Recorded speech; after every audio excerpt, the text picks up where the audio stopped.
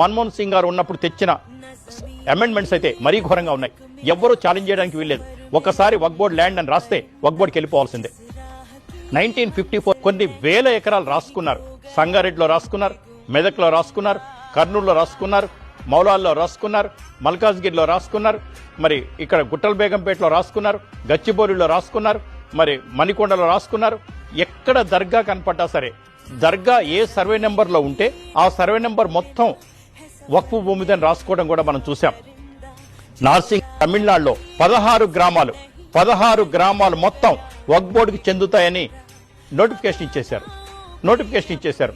అక్కడ ప్రభుత్వం కూడా వాళ్ళని సపోర్ట్ చేస్తోంది.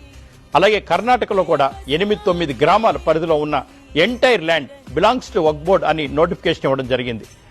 లక్నోలో 1,00,000 ఎకరాలు ఉంది. ఎన్ని ఎకరాలు ఉన్నది అన్నది లెక్క కాదు.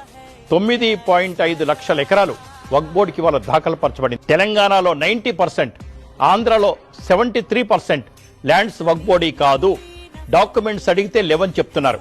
ఆర్టీఐ ప్రకారం అడగండి, వక్ఫ్ బోర్డు మీకు ఈ ల్యాండ్ ఎవరిచ్చారు, ఎవరు డొనేట్ చేశారు, ఎప్పుడు రిజిస్ట్రేషన్ చేశారు, మీరు ఎప్పటి నుంచి పొజిషన్లో ఉన్నారంటే లేదు మాకు తెలియదు అని చెప్పి డాక్యుమెంట్స్ ఇస్తారు.